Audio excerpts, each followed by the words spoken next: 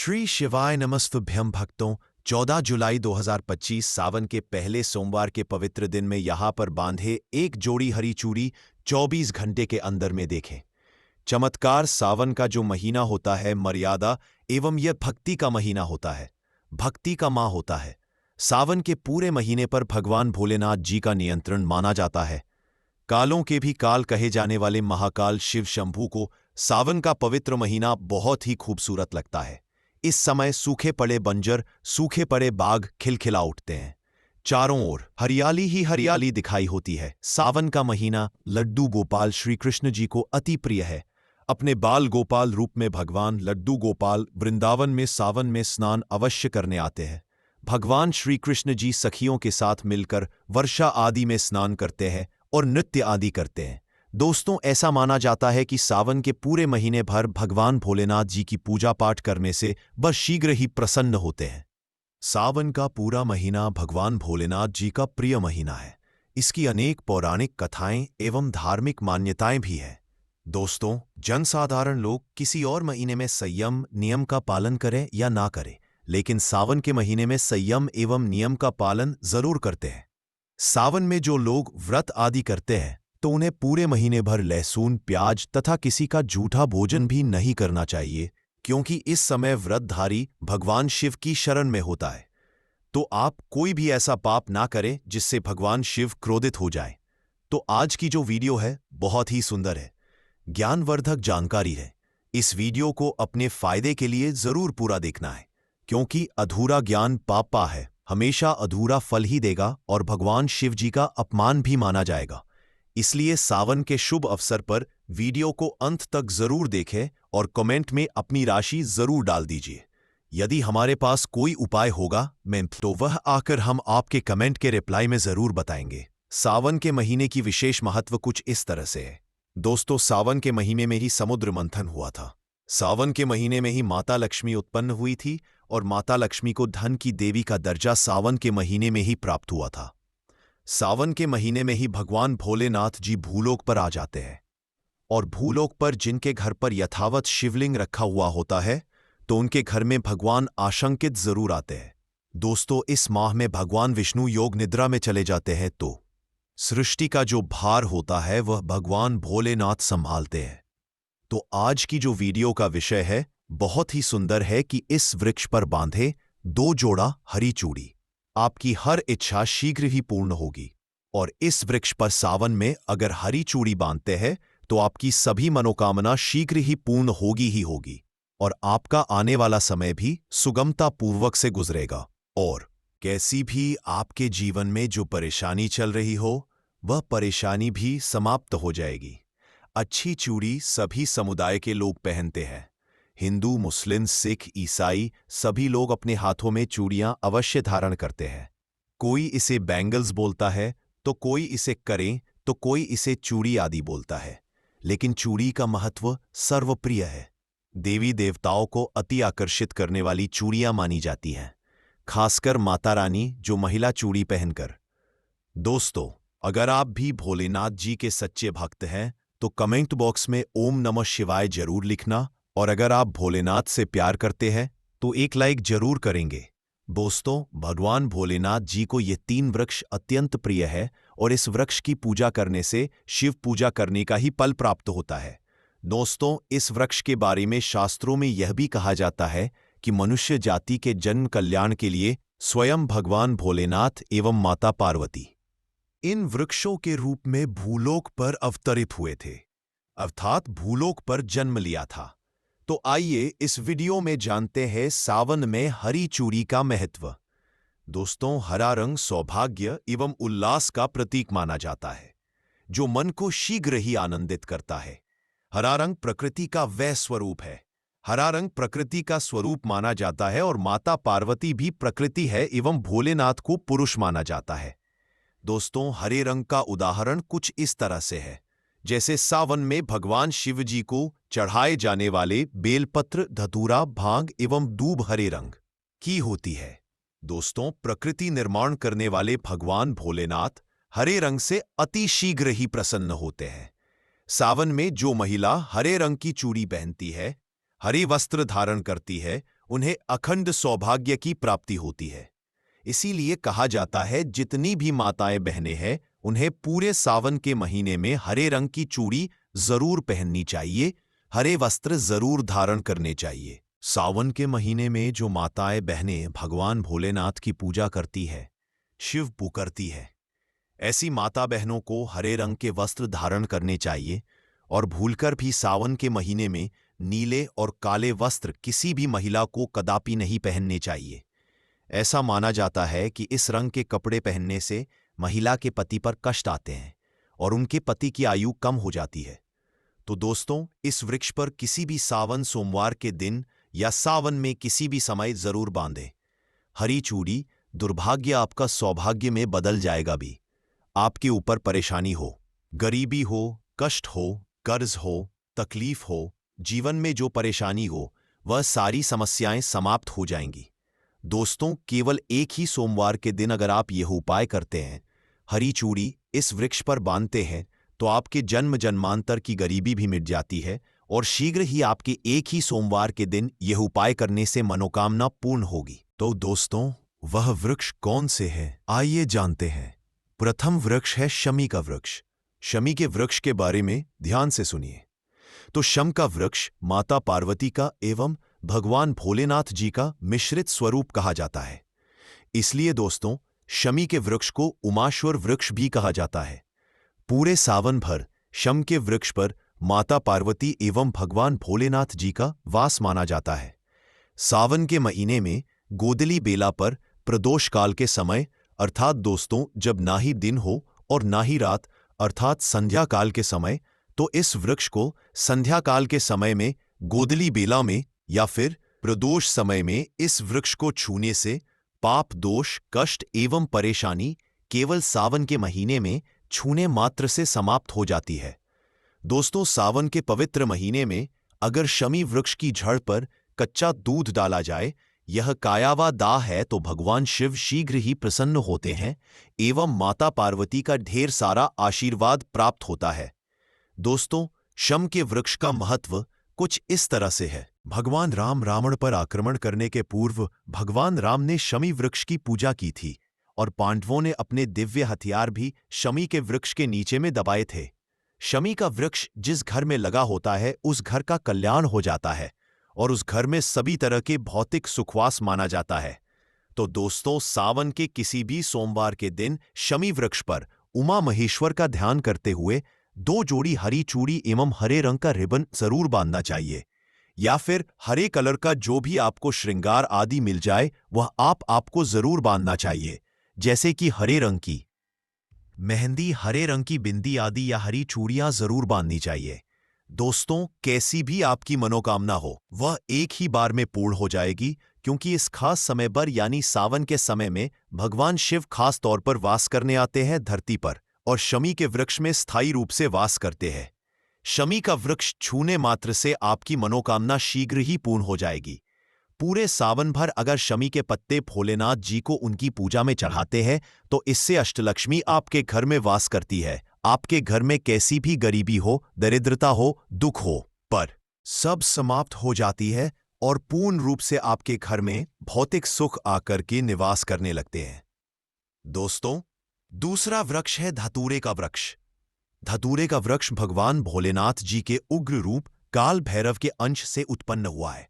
ऐसी मान्यता है कि शिवलिंग पर धतूरे के पत्ते या पुष्प फल चढ़ने से राहु, केतु एवं शनि के कुप्रभाव समाप्त होते हैं। धतूरे के वृक्ष पर सावन के किसी भी सोमवार के दिन अगर 2 जोड़ी हरी चूड़ी बांधे तो शत्रुओं से छुटकारा मिलता है एवं शत्रुओं का सर्वनाश होता है। और दोस्तों, सावन सोमवार के दिन धतूरा का वृक्ष छूने मात्र से भगवान शिव आपके घर में दौड़े चले आएंगे। दोस्तों, अगर सावन के किसी भी शनिवार के दिन धतूरा के वृक्ष पर बाबा काल भैरव का ध्यान करते हुए हरी चूड़ी अगर बांधी जाए तो घर से भूत प्रेत बाधाएं सब नष्ट हो जाती है, भस्म हो जाती है। एवं छोटे से धतूरे की जड़ अगर घर के किसी भी कोने में छुपा दी जाए या घर में जमीन में गांठ दी जाए तो भूत प्रेत इत्यादि का वास घर में कभी नहीं होता है। घर से सभी बाधाएं शिव के वास होने से भाग जाती है। दोस्तों, जो तीसरा वृक्ष है वह है बेल का वृक्ष। अगर भगवान शिव को बेल पत्र ना चढ़ाया जाए तो सावन का व्रत अधूरा माना जाता है और बिना पत्र चढ़ाए ही शिवलिंग पर जल भी व्यर्थ हो जाता है। इसलिए जब भी आप भगवान शिव पर बेल पत्र चढ़ाएं तो 5 बेल पत्रों पर उसके ऊपर में श्री राम अवश्य लिखें। इससे भगवान शिव जल्दी और अत्यंत प्रसन्न हो जाते हैं। दोस्तों, सावन में बेल वृक्ष छूने से कई तीर्थों का लाभ मिलता है। सावन में इस वृक्ष को क्यों छूना जरूरी है, आइए जानते हैं बेल वृक्ष की महिमा को। बेल का वृक्ष मैं आप लोगों को कई बार कई कथा में बता चुका हूं कि यह जो बेल का वृक्ष है माता पार्वती के स्वरूप कहा गया है। तो यह वृक्ष माता पार्वती के पसीने से उत्पन्न हुआ है। स्कंद पुराण में बहुत ही स्पष्ट तरीके से बताया गया है। इसके पत्ते में शिव और डाली में पार्वती, छड़ में ब्रह्मा एवं तन में विष्णु जी स्वयं रहते हैं। संध्या काल में ऐसा माना जाता है कि शिव मंदिर के समीप में जो बेल के वृक्ष है, इसके नीचे में अगर कोई भी व्यक्ति सावन में शाम के समय, वैसे तो इसे डेली जलाना चाहिए, लेकिन अगर सावन के पावन दिनों में शाम के समय अगर भगवान शंकर जी का कोई भी शिव मंदिर है तो उसके किनारे में जो कोई बेल का वृक्ष हो, वहां पर बिल्कुल आप एक घी का दीपक जला दीजिए। इसे बहुत ही उत्तम कहा गया है। वैसे अगर आप घी का दीपक जलाते हैं तो आपको धन, गुण एवं परम शिव भक्त की प्राप्ति होती है। दोस्तों, इस वृक्ष को छूने से पाप तत्काल नष्ट हो जाते हैं। कैसा भी आपके जीवन में पाप हो, दूर हो जाता है। तो आपको करना क्या है? देखिए, जो बेल का वृक्ष है इसे बहुत ही उत्तम कहा गया है। माता लक्ष्मी को भी बेल के वृक्ष का अवतार लेना पड़ा था। एक कथा के अनुसार, इसके बारे में मैं एक कथा भी बता दूंगा कि क्यों माता लक्ष्मी को बेल के रूप में बेल के वृक्ष में अवतरित होना पड़ा था। मैं इसके बारे में भी एक कथा भी आपको बता दूंगा। तो आपको सावन के पवित्र दिनों में बेल के वृक्ष के नीचे हो सके तो घी का दीपक जरूर जलाइएगा। घी का दीपक बहुत ही उत्तम कहा गया है। अन्य वृक्षों को जैसे आपने मक्खन चराया, बताशे का भोग लगाया, बेल के वृक्ष को माता पार्वती तथा भगवान शंकर का स्वरूप ही कहेंगे। बेल के वृक्ष की जो जड़ होती है, इसके जो मूल भाग होते हैं, इसमें समस्त तीर्थ आकर के निवास करते हैं। इसीलिए सावन के महीने में कहा जाता है, जो लोग अगर तीर्थ धाम नहीं जा सकते, तीर्थों के दर्शन नहीं कर पाते, तो ऐसे व्यक्ति बेल वृक्ष के नीचे में 1 महीने तक घी का दीपक जला लेते हैं। तो संपूर्ण जितने भी तीर्थ होते हैं, इसके घूमने का बराबर पुण्य की प्राप्ति होती है। मैं इसलिए सारी जानकारी, गुप्त रहस्य जानकारी बताता हूं, जिससे आप सभी दर्शकों को कल्याण हो, दर्शकों की बिल्कुल ही आध्यात्मिक उन्नति हो। सभी को धन की जरूरत नहीं होती, किसी को पुण्य की प्राप्ति की जरूरत होती है। कोई आध्यात्मिक उन्नति करना चाहते हैं, इसीलिए इस तरह के छोटे छोटे गुण भरे रहस्य जानकारी वीडियो में बता देता हूं। दोस्तों, अब करना क्या है? सावन के शुभ मंगल दिनों में इस वृक्ष को छूना है। माता पार्वती से प्रार्थना लगानी है कि हे माता पार्वती, आप ही शक्ति स्वरूपा हैं, लक्ष्मी है, धन की देवी है, आप ही संसार को चलाने वाली देवी है। इस तरह से प्रार्थना करते हुए इस वृक्ष को छूना है और बोलना है, मेरी गरीबी मिटाए माता, मेरी निर्धनता को मिटाए, मेरे जीवन में चल रही परेशानियां, सारी परेशानियों को दूर करें। इस तरह प्रार्थना करते हुए आपको 1 कपूर और 1 लौंग को भी जला देना है और एक काम जरूर करना है। जलाने के बाद इस वृक्ष को आपको बोलना है कि मैं भोग स्वरूप आपको धतूरे के पत्ते एवं धतूरे के फल समर्पित कर रहा हूं, आप स्वीकार करें। दोस्तों, इस वृक्ष की छड़ के नीचे में भी आपको धतूरे के फल एवं पुष्प है तो पुष्प भी रख सकते हैं, फिर पत्ते रख दीजिए और अब वृक्ष आपको छूना है, प्रार्थना करते हुए कि हमारी गरीबी मिटाए, हमारी निर्धनता मिटाए। बिल्कुल ही आपके जीवन में कभी गरीबी नहीं आएगी। और एक प्रार्थना जरूर करना है, किसी की हाय लग गई हो, बद्दुआ लग गई हो, किसी का दोष लगा हो, जिसके कारण हमारी आध्यात्मिक उन्नति नहीं हो पा रही हो, तो आप जो है हाय, बद्दुआ एवं किसी का दोष लगा हो, उसे तुरंत दूर करें। शनि, राहु, केतु का अगर दुष्ट प्रभाव लग रहा हो, नवग्रहों में से कोई नवग्रह हमें पीड़ित कर रहा हो, या फिर किसी भी हमारे पूर्वजों द्वारा किसी भी तरह का हमें पितृदोष लगा हो, क्योंकि पितृदोष लगने के कारण व्यक्ति की आत्मिक उन्नति भी नहीं हो पाती, तो आप बोलना कि समस्त तरह के दोषों को आप दूर करें, अपने अंदर में खींच लीजिए और अब हमें दोष मुक्त कर दीजिए। तो इस तरह से आपको यह प्रार्थना करनी है और एक काम आपको जरूर करना चाहिए।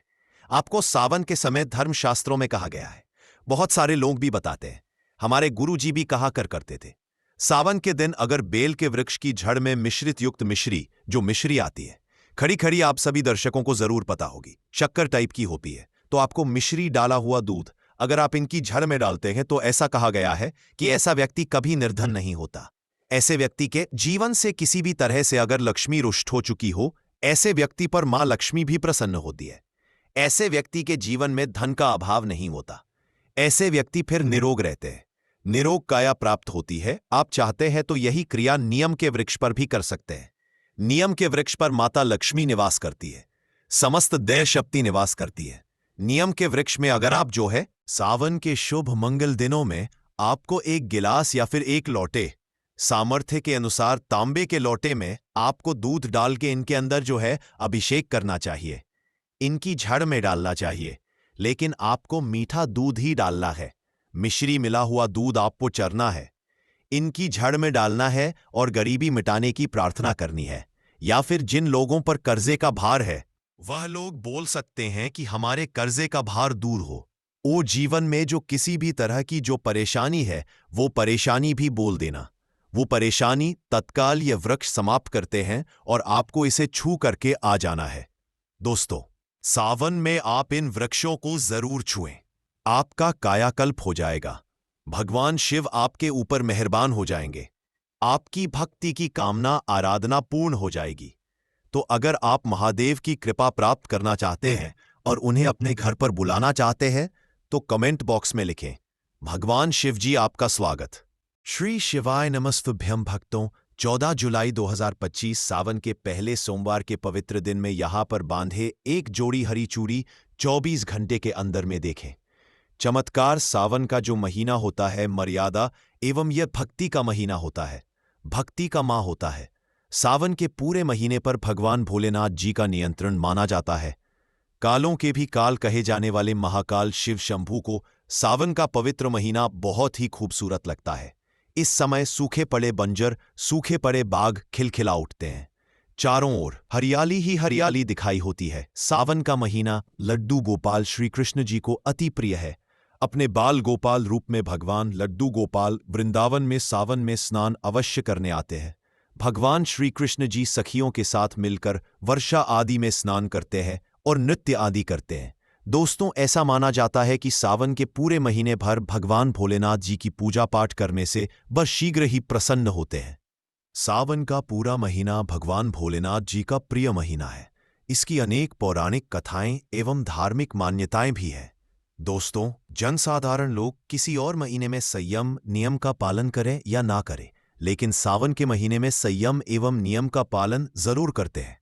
सावन में जो लोग व्रत आदि करते हैं तो उन्हें पूरे महीने भर लहसुन, प्याज तथा किसी का झूठा भोजन भी नहीं करना चाहिए, क्योंकि इस समय व्रतधारी भगवान शिव की शरण में होता है। तो आप कोई भी ऐसा पाप ना करें जिससे भगवान शिव क्रोधित हो जाए। तो आज की जो वीडियो है बहुत ही सुंदर है, ज्ञानवर्धक जानकारी है। इस वीडियो को अपने फायदे के लिए जरूर पूरा देखना है, क्योंकि अधूरा ज्ञान पापा है, हमेशा अधूरा फल ही देगा और भगवान शिव जी का अपमान भी माना जाएगा।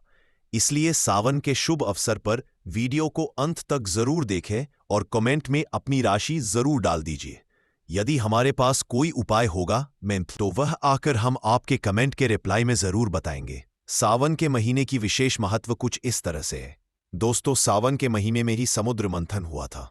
सावन के महीने में ही माता लक्ष्मी उत्पन्न हुई थी और माता लक्ष्मी को धन की देवी का दर्जा सावन के महीने में ही प्राप्त हुआ था। सावन के महीने में ही भगवान भोलेनाथ जी भूलोक पर आ जाते हैं और भूलोक पर जिनके घर पर यथावत शिवलिंग रखा हुआ होता है तो उनके घर में भगवान आशंकित जरूर आते हैं। दोस्तों, इस माह में भगवान विष्णु योग निद्रा में चले जाते हैं तो सृष्टि का जो भार होता है वह भगवान भोलेनाथ संभालते हैं। तो आज की जो वीडियो का विषय है बहुत ही सुंदर है कि इस वृक्ष पर बांधे 2 जोड़ा हरी चूड़ी, आपकी हर इच्छा शीघ्र ही पूर्ण होगी। और इस वृक्ष पर सावन में अगर हरी चूड़ी बांधते हैं तो आपकी सभी मनोकामना शीघ्र ही पूर्ण होगी ही होगी। और आपका आने वाला समय भी सुगमता पूर्वक से गुजरेगा और कैसी भी के सारे कष्टों को हर लें। तो चलिए अब बात कर लेते हैं उपाय की। दोस्तों, अगर आप अपने शत्रु से ज्यादा ही परेशान हो चुके हैं और शत्रु आपको चैन से रहने ही नहीं दे रहा है, तो मित्रों यह बहुत ही छोटा सा उपाय है, लेकिन इतना खतरनाक उपाय है कि आप अपने दुश्मन का 24 घंटे के अंदर बैंड बजा दें। और दोस्तों, मैं ज्यादा बड़ी बात ना करते हुए और इस उपाय को बता रहा हूं। मित्रों, पहली बात तो यह है कि जा को राखे साया मार सके, ना कोई बाल ना बाका कर सके, चाहे जग बैरी हुए। एक कहावत है, इसका मतलब है कि जिसकी भगवान रक्षा करते हैं उसका कोई कुछ नहीं बिगाड़ सकता। आप दुश्मन से बिल्कुल भी डरे नहीं और दुश्मन से हिम्मत से काम ले और उससे बराबर मुकाबला करें। और मैं आपको बता रहा हूं, अगर आपका दुश्मन किसी तंत्र मंत्र का सहारा लेकर के और आपको बर्बाद करने की सोच रहा है, तो मित्रों मैं आज आपको जो उपाय बताने जा रहा हूं वह आपको उसके तंत्र मंत्र से भी बचाएगा और उस शत्रु का लौट करके बैंड जाएगा। यह इतना खतरनाक उपाय है, लेकिन मित्रों दुनिया में दुश्मनों की तो बांट लगी रहती है। आप बिल्कुल भी नहीं घबराए, ऊपर वाले पर भरोसा रखें, ऊपर वाला सब जानता है। मित्रों, दुखिया को ना सताइए, दुखिया देगा। रोए जब दुखिया का मुखिया सुने, तब तेरी गति क्या हुए। उस भगवान पर भरोसा रखिए, उस ईश्वर पर भरोसा रखिए। आपको सताने वाला और आपको परेशान करने वाला खुद ही ठिकाने लग जाएगा। उसके अंदर ऐसा पागलपन सवार होगा कि वह खुद ही पागल हो जाएगा। आप बेफिक्र रहिए। और मित्रों, भी दुश्मनी हमारे से भी चल रही है। तमाम हमारे ऐसे ऐसे दुश्मन पैदा हो रहे हैं, उनका भी हम बैंड बजा रहे हैं, लेकिन हमारे अंदर ताकत है। अगर शक्तियों का बोलबाला है तो हम शक्तियों से लड़ेंगे। जिसके पास शक्ति है, जिनके पास तंत्र मंत्र है, वास्तविक तो वह उससे टक्कर लेगा। अगर हमारा कोई दुश्मन है तो हमारे से शक्ति से टक्कर ले, हम उसको दिखाएंगे क्या नतीजा होता है। लेकिन मित्रों, आप कभी भी अपने दुश्मन से मत डरो। दुश्मन अंदर से कितना मजबूत हो, कितना भी बलवान हो, 24 घंटे के अंदर बिल्कुल बकल सरेंडर होगा और आपसे माफी मांगेगा। इस उपाय को करने के लिए मित्रों आपको करना क्या है, थोड़ा ध्यान से समझ लो। मैंने यह उपाय लगभग में कुछ महीने पहले भी डाला था, लेकिन आप लोग उस वीडियो को देखते नहीं या आपके पास में वह वीडियो पहुंचा नहीं होगा, इसलिए आप उसे नहीं कर पाते। और इतना जबरदस्त उपाय है, तब तो वह सिर्फ काली मां के शक्ति पर चलता था, लेकिन आज वह उपाय काली मां और भैरव बाबा की शक्ति पर चल रहा है। तो मां काली और भैरव बाबा का यह उपाय है जो महाचमत्कारी है और आपका कल्याण ही करेगा। आपके शत्रु जो हैं वो पूरी तरह परास्त हो जाएंगे, घुटने टेक देंगे। ऐसा समझ लीजिए कि सोचेंगे कि आपके बारे में बुरा करने की उन्होंने क्यों सोची। 24 घंटे के अंदर इसका रिजल्ट आपको दिख जाएगा। आप खुद देखेंगे कि जिन शत्रुओं का आप सामना नहीं कर पा रहे थे, वह शत्रु भी डर कर आपके जीवन से दूर भाग रहे होंगे। तो देखिए आपको क्या करना है। सबसे पहले एक तवा आपको यहां पर लेना है, जिस पर रोटी बनती है वो तवा आपको ले लेना है। यह उपाय आप किसी भी दिन कर सकते हैं, मगर ध्यान देना कि रात के समय में आपको यह उपाय करना है। 4 साबुत लौंग लेनी है। 4 साबुत लौंग, ठीक है, 2 लौंग के जोड़े को 4 साबुत लौंग बोलते हैं, तो यानी 2 लौंग के जोड़े आपको लेने हैं, मतलब 4 लौंग लेनी है, साबुत एकदम फूल वाली। 2 बताश लेने हैं, बताशे भी साबुत टूटे हुए ना हो, खंडित ना हो। 2 कपूर की टिकिया लेनी है। अगर बड़ा कपूर है तो छोटे छोटे कपूर उसमें से आप निकाल लें। साथ ही साथ एक सफेद रंग की पर्ची कागज आपको यहां पर लेनी है। छोटी सी पर्ची जिसके ऊपर कोई लाइन ना बनी हो, सिंपल सा कोरा कागज छोटा सा लेना है। और उसी के ऊपर आपको क्या करना है, या तो शत्रु का नाम लिखना है, या फिर आपके शत्रु बहुत ज्यादा हैं, या फिर ऐसे शत्रु हैं जिनके बारे में आपको नहीं पता। गुप्त शत्रु भी होते हैं। जिस शत्रु के बारे में आपको नहीं पता है, तब आप क्या करेंगे, केवल उस पर शत्रु लिख देंगे। ठीक है, अब आपको क्या करना है, इस तवा को लेकर और इन सारी चीजों को लेकर अपने मुख्य द्वार पर आपको जाना है। मुख्य द्वार कौन सा लगवाला, जो आपका दरवाजा है, जहां से आप घर से बाहर आते जाते हैं, वहां पर जाकर रात के समय में इस उपाय को करेंगे, जिससे कि ज्यादा कोई लोग देखे ना। अब आपको क्या करना है, वहां बैठ जाना है। सबसे पहले मुख्य द्वार पर तवा रख देंगे, उल्टा करके। ठीक है, तवा को उल्टा करके रख देंगे और उसी तवे के नीचे जो पर्ची आपने बनाई थी, जिसके ऊपर आपने नाम लिखा है या शत्रु लिखा है, उस तवे के नीचे आपको उस पर्ची को रख देना है। तवे को उल्टा करके उस पर्ची को तवे के नीचे रख देना है। अब देखिए, जो लौंग बतासा और कपूर लिए हैं उसे आपको जला लेना है। मगर जलाना कैसे है, यह यहां पर आपको समझना है। तवा को उल्टा कर दिया, उसके नीचे आपने पर्ची रख दी। अब आपको क्या करना है, 2 लौंग रखनी है, एक बताशा रखना है और एक कपूर रखना है और जला देना है। उल्टे रखे तवे के ऊपर इन सभी को रखकर जला देना है। और जलाने से पहले आपको यहां पर एक मंत्र भी बोलना है। मां काली का बहुत ही चमत्कारी मंत्र है। तो मंत्र इस तरह है, ओम क्री काली काय नमः। आपको फिर से मंत्र बता रहे हैं। ओम क्री काली का नमः कितनी बार बोलना है? 21 बार बोलना है और आपको वो लंग कपूर और बताशे को जला देना है।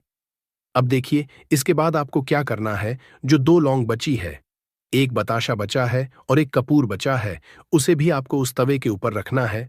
और जो पर्ची तवे के नीचे रखी है, फिर उस पर्ची को भी आपको उसके ऊपर रख देना है। और फिर आपको भैरव बाबा का मंत्र बोलना है। मंत्र है ओम श्री भैरवाय नमः। तो मंत्र फिर से बता रहे हैं, ओम श्री भैरवाय नमः। यह मंत्र भी आपको 21 बार बोलना है। देखिए, इसके बाद आपको क्या बोलना है, अमुक शत्रु हन हन स्वाहा। तो देखिए, अगर आपको आपके शत्रु का नाम पता है तो अमुक के स्थान पर आप अपने शत्रु का नाम भी बोल सकते हैं या गुप्त शत्रु भी यहां पर बोल सकते हैं। अब आपको उस पर्ची को, बताशे को, लौंग को, कपूर को सभी को जला देना है। और जब वह सभी चीजें अच्छे तरीके से जल रहा होगा, पर्ची, कपूर, लौंग, बताशा, उसी समय फिर आपको हाथ जोड़कर मां काली से प्रार्थना करनी है। भगवान भैरव का ध्यान करना है कि आप तो जगत के कल्याण करने वाली हैं। हे भगवान भैरव, आप तो सभी की रक्षा करते हैं। मेरे शत्रुओं से भी मेरी रक्षा करें और मेरे शत्रुओं को मेरे जीवन से दूर करें। मैंने किसी का कुछ नहीं बिगाड़ा है, कभी किसी के साथ गलत नहीं किया है, मेरे साथ भी कभी गलत ना हो। मेरे शत्रु जो है वह पूरी तरह परास्त हो जाए और हमेशा मैं अपने जीवन में सुरक्षित रहूं, सफलता जीवन में बनी रहे और सुख समृद्धि मेरे घर में आती रहे। पूरी सच्ची श्रद्धा के साथ यह प्रार्थना कर लेना। और जब कपूर, लौंग, बताशा पूरी तरह जल जाए तो आपको क्या करना है, बहते हुए जल में इसके राख को प्रवाहित कर देना है। अब देखिए, आपके घर के आसपास अगर बहता हुआ जल ना हो तो आप इसे मिट्टी में भी दबा सकते हैं। कहीं पर भी ऐसे स्थान पर जाइए जहां मिट्टी हो, वहां थोड़ा सा गड्ढा खोदकर इस राख को, बताशा वगैरह, लौंग जो भी आपने जलाई है उसे दबा दीजिए और अपने घर पर चले आइए। कितना भी बड़ा शत्रु हो, पूरी तरह घुटने टेक देगा। जब आप इस उपाय को करेंगे, पूर्ण सच्ची श्रद्धा के साथ, मां काली पर पूर्ण निष्ठा और विश्वास रख के, भगवान भैरव पर विश्वास रख के कि अब आपके शत्रु जो हैं वह आपका कुछ नहीं बिगाड़ पाएंगे, तो सच्ची श्रद्धा का होना सबसे जरूरी है। तभी उपाय काम करता है। दोस्तों, भारत में तंत्र, ज्योतिष और लोक परंपराओं में तवे या तावा का उपयोग शत्रु निवारण, नकारात्मक ऊर्जा से बचाव और जीवन में आने वाली बाधाओं को दूर करने के लिए किया जाता है। यह उपाय खासकर तब किए जाते हैं जब कोई शत्रु आपको परेशान कर रहा हो, दुश्मन आपके खिलाफ षड्यंत्र कर रहा हो या फिर जीवन में लगातार किसी की बुरी नजर और नकारात्मकता के कारण परेशानियां आ रही हों। तो आइए दोस्तों, यहां हम तवे से जुड़े कुछ अचूक टोटके और चमत्कारिक उपाय भी जान लेते हैं जो आपकी शत्रु बाधा को दूर करने में मदद करेंगे। यह उपाय तंत्र विद्या, ज्योतिष और लोक मान्यताओं पर आधारित है। बहुत ही शक्तिशाली उपाय आज हम आपको बताने वाले हैं। जैसे पहला उपाय है शत्रु को परास्त करने के लिए तवे का सरल उपाय। यदि कोई व्यक्ति शत्रुता कर रहा है और आपको बार बार परेशान कर रहा है तो यह उपाय करें। उपाय कैसे करेंगे, तो आप शनिवार की रात एक पुराना लोहे का तवा लें। फिर आप उस तवे को सरसों के तेल और काले तेल से पोंछ दें। फिर तवे पर शत्रु का नाम चाक से लिखें। फिर अब उस तवे को उल्टा करके अपने घर के मुख्य द्वार के बाहर रख दें। फिर आप अगली सुबह बिना किसी से बात किए उस तवे को किसी सुनसान स्थान पर फेंक दें या बहते पानी में प्रवाहित कर दें। यह उपाय शत्रु की नकारात्मक ऊर्जा को नष्ट करता है, शत्रु की परेशानियों से दूर हो जाता है। यदि कोई शत्रु आपकी राह में रोड़ा अटका रहा है तो उसकी शक्ति क्षीण हो जाती है। दूसरा चमत्कारिक उपाय टोटका है तवा और हनुमान जी का उपाय। दोस्तों, हनुमान जी को संकट मोचन कहा जाता है और वे हर तरह की बाधा से हमारी रक्षा करते हैं। यदि शत्रु आपको परेशान कर रहे हैं तो यह उपाय करें। उपाय को करने के लिए सबसे पहले आप किसी भी मंगलवार या शनिवार को हनुमान मंदिर जाएं। फिर आप हनुमान चालीसा का पाठ करें और हनुमान जी को सिंदूर चमेली का तेल और गुड़ चना अर्पित करें। फिर आप घर आकर एक लोहे का तवा लें और उस पर चमेली के तेल का दीपक जलाएं। फिर आप मंत्र ओम हा हनुमंतेश्वर हो जाता है, शत्रु स्वयं ही आपके जीवन से दूर हो जाता है। तीसरा उपाय टोटका है, लाल मिर्च और तवे का टोटका।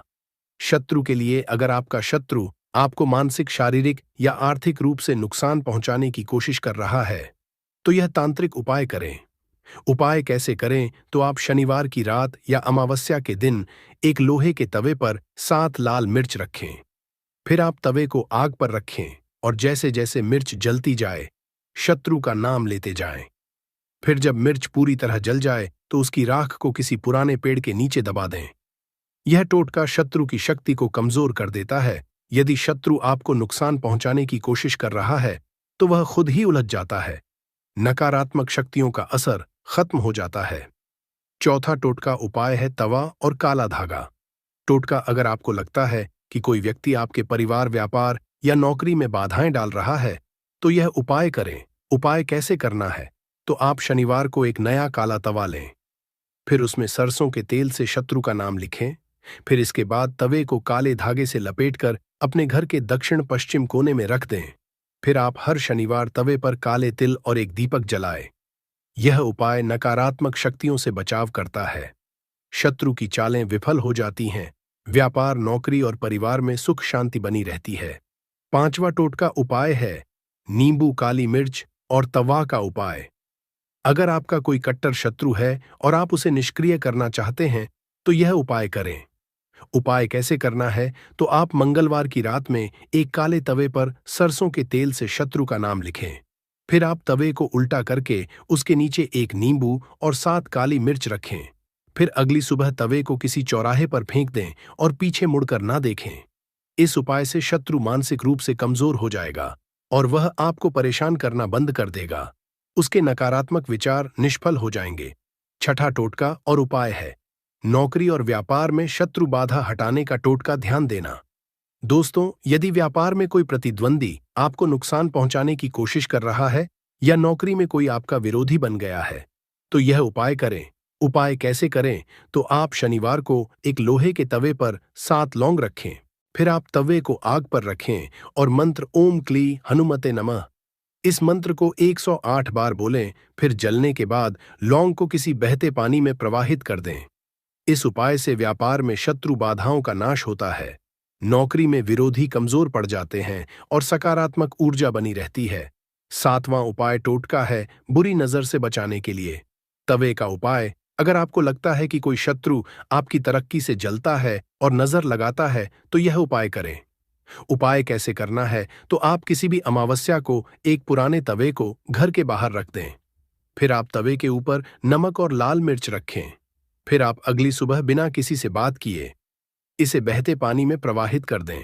यह उपाय बुरी नजर और शत्रु बाधाओं से बचाता है और घर में सुख शांति बनी रहती है, धन और समृद्धि बढ़ती है।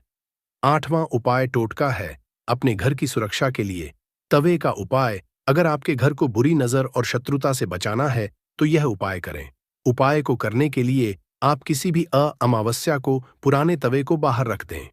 फिर आप तवे के ऊपर घर का नमक, चावल, दाल और लाल मिर्च रखें और अगली सुबह इसे किसी बहते पानी में प्रवाहित कर दें। यह उपाय घर को नकारात्मक शक्तियों से बचाता है, घर में सुख शांति लाता है। दोस्तों, तवे या तावा से किए गए यह उपाय अत्यधिक असरी माने जाते हैं। यदि कोई शत्रु आपको परेशान कर रहा है या आपके जीवन में बाधाएं डाल रहा है तो इन टोटकों को अपनाकर अपने जीवन को सुरक्षित बना सकते हैं। दोस्तों, ध्यान दें कि इन उपायों को करते समय पूर्ण श्रद्धा और विश्वास रखें। उपाय करने के बाद पीछे मुड़कर ना देखें। उपाय के बाद हनुमान जी या शिव जी की पूजा करें ताकि सकारात्मक ऊर्जा बनी रहे। इन उपायों को सही तरीके से करने पर आपके शत्रु खुद ही परास्त हो जाएंगे और जीवन में सुख समृद्धि आएगी।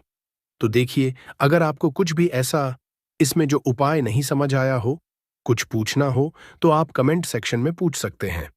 नहीं तो आप वीडियो को फिर से एक बार ध्यान से देखकर सुनकर समझ सकते हैं। हो सकता है वह व्यक्ति न सिर्फ आपकी ओर आकर्षित होगा बल्कि हर निर्णय में आपकी अनुमति की तलाश करेगा। आप इस समय समग्र ज्ञान चैनल देख रहे हैं और इस मंच से पहले भी मैंने आप सभी श्रद्धालु भक्तों को अनेक असरशाली वशीकरण टोटकों और उनकी गढ़ विधियों की विस्तृत जानकारी दी है। आज जो उपाय मैं आपके समक्ष प्रस्तुत कर रहा हूं, वह उन सभी में विशेष और अत्यंत असरशाली समझा जाता है। यह प्रयोग लौंग और नींबू के माध्यम से किया जाता है, जिसमें कुल 7 लौंगों का प्रयोग होता है। यह विधि सरल तो है, लेकिन इसकी शक्ति इतनी तीव्र है कि इसे करने के बाद आपके जीवन में वह व्यक्ति जिसे आप मन से चाहते हैं, चाहे वह प्रेमी हो, मित्र हो या जीवन साथी, आपकी बातों को नकार नहीं पाएगा। विशेष बात यह है कि इस प्रयोग के लिए ना तो किसी मंत्र जाप की जरूरत होती है और ना ही किसी जटिल या दीर्घकालिक अनुष्ठान की। इसका प्रयोग कोई भी कर सकता है, स्त्री हो या पुरुष, युवा हो या वृद्ध, सभी इस विधि का लाभ उठा सकते हैं। जैसे ही आप इस टोटके की प्रक्रिया को विधिवत पूरा करते हैं, आपका प्रिय व्यक्ति आपके असर में आ जाता है और आपकी इच्छाओं के अनुरूप चलने लगता है। उसका व्यवहार, उसकी सोच और उसकी प्रतिक्रियाएं सभी कुछ धीरे धीरे आपकी भावनाओं से जुड़ने लगती हैं। इसे एक सशक्त सम्मोहन या प्रचंड वशीकरण प्रक्रिया के रूप में समझा जा सकता है, जो लौंग और नींबू की सहज लेकिन गण ऊर्जा पर आधारित है। अब आइए जानते हैं इस रहस्यमयी टोटके को करने की समय, अवधि और दिन के बारे में। आप इस प्रयोग को सप्ताह के किसी भी दिन कर सकते हैं, चाहे सोमवार हो, गुरुवार हो या रविवार। दिन का चयन पूरी तरह से आपकी सुविधा और नियत पर निर्भर करता है, लेकिन जहां तक इस प्रक्रिया के समय की बात है, तो यह अत्यंत महत्वपूर्ण है। इसे केवल 2 ही समयों पर करना चाहिए। या तो प्रातः सूर्योदय से ठीक पहले का समय चुनें, या फिर संध्या को सूर्यास्त के बाद का समय। यह दोनों ही समय आध्यात्मिक दृष्टिकोण से ऊर्जा परिवर्तन के क्षण माने जाते हैं, जब ब्रह्मांडीय शक्तियां सक्रिय होती हैं और पृथ्वी पर ऊर्जा की आवृत्तियां बदल रही होती हैं। इसके अतिरिक्त इस प्रयोग को करते समय आपको यह ध्यान रखना होगा कि आपके आसपास कोई और व्यक्ति ना हो। यह प्रक्रिया एकांत में की जानी चाहिए, ताकि किसी की दृष्टि या अनावश्यक ऊर्जा आपकी साधना में हस्तक्षेप न कर सके। जब आप अपने प्रिय व्यक्ति को अपने वशीकरण में लाना चाहते हैं, तो उस समय आपको पूरी श्रद्धा, एकाग्रता और गोपनीयता के साथ यह टोटका संपन्न करना चाहिए। केवल तभी इसका असर 100% रूप से हासिल होता है। यदि आप विधि पूर्वक इस नियम का पालन करते हैं, तो आपका मनचाहा व्यक्ति, जो अब तक आपकी बात नहीं मान रहा था, वह न केवल आपसे सहमत हो जाएगा, बल्कि वह मानसिक, भावनात्मक और व्यवहारिक रूप से आपके प्रेम पाश में बंध जाएगा। अब हम इस विधि की मुख्य सामग्री की ओर आते हैं। आपको सबसे पहले एक साबुत नींबू लेना है। यह नींबू पूरी तरह से ताजा और साफ होना चाहिए। उस पर किसी तरह का दाग, कटाव या सूखापन नहीं होना चाहिए। नींबू की पवित्रता इस प्रक्रिया की असरशीलता को असरित करती है। इसके बाद आपको 7 साबुत लौंग लेनी है। यह लौंग भी टूटे या खंडित नहीं होने चाहिए। वे पूरी तरह से अखंड और साफ हो और उनके सिरों पर टोपी यानी लौंग की कली स्पष्ट रूप से जुड़ी होनी चाहिए। अगर इनमें से कोई भी लौंग टूटी या अधूरी हो, तो उसका प्रयोग नहीं करना चाहिए, क्योंकि वह ऊर्जा प्रवाह में बाधा बन सकती है। इन दोनों सामग्रियों को तैयार करने के बाद आपको किसी तेज धार वाली वस्तु जैसे कटार या चाकू का प्रयोग करके नींबू को 2 बराबर हिस्सों में सावधानीपूर्वक काटना है। इस समय आपका मन स्थिर और विचार एकाग्र होना चाहिए। नींबू के कटते ही आपको उस व्यक्ति की छवि अपने मन की आंखों में लानी है, जिसे आप वशीकरण के माध्यम से अपने प्रेम में बांधना चाहते हैं। चाहे वह व्यक्ति आपकी बात ना मानता हो, आपकी उपेक्षा करता हो या आपसे दूर जा चुका हो, आपको उसकी पूरी उपस्थिति अपने चित्त में लाकर इस क्रिया को करना है। जब उसका चेहरा आपके मन में स्पष्ट रूप से उतर जाए, तब आपको नींबू का एक टुकड़ा अपने बाएं हाथ में थामना है। फिर दाएं हाथ से आप 7 लौंगों को एक एक करके नींबू के उस हिस्से में भीतर की ओर घुदे वाली सतह पर गाड़ते जाएं। प्रत्येक लौंग डालते समय आपको उस व्यक्ति का नाम उच्चारित करना है। 1 लौंग, 1 नाम। इस तरह 7 बार उसके नाम का जाप करते हुए 7 लौंग नींबू में गाड़ दें। यह प्रक्रिया बहुत धीमी और ध्यानपूर्वक की जानी चाहिए, क्योंकि यही वह क्षण है जहां आप अपनी भावना को लौंग और नींबू के माध्यम से ब्रह्मांडीय ऊर्जा से जोड़ रहे होते हैं। जब आप 7 लौंगों को उस कटे हुए नींबू के एक हिस्से में भीतर की ओर लगा चुके हों, हर एक लौंग के साथ प्रिय व्यक्ति का नाम लेते हुए तब अगला चरण शुरू होता है। अब आपके पास नींबू का एक दूसरा हिस्सा बचा हुआ होगा जो आपने पहले ही काटा था। अब इस टुकड़े को बिल्कुल उसी तरह बिना किसी बदलाव के पहले वाले हिस्से पर इस तरह से वापस रख देना है कि दोनों हिस्से मिलकर फिर से एक पूर्ण नींबू का आकार बना दें। यह कार्य अत्यंत सावधानी पूर्वक करना चाहिए ताकि नींबू की अखंडता प्रतीक रूप से फिर से स्थापित हो जाए। इसके बाद जो सबसे महत्वपूर्ण वस्तु है वह है एक साफ और पवित्र लाल रंग का धागा, जिसे हम आम भाषा में मौली भी कहते हैं। इस मौली का प्रयोग आपको पूरे नींबू को लपेटने के लिए करना है। नींबू के दोनों भाग इस धागे से इस तरह बांधे जाएं कि वे फिर से खुल ना सके और उनकी पकड़ पूरी तरह मजबूत बनी रहे। इस बंधन की प्रक्रिया का अर्थ यह है कि जिस व्यक्ति को आपने मानसिक रूप से नींबू में स्थापित किया है, वह भी अब आपके प्रेम और इच्छा के बंधन में बंध चुका है। यह बंधन प्रतीक है आपके भावनात्मक संकल्प का,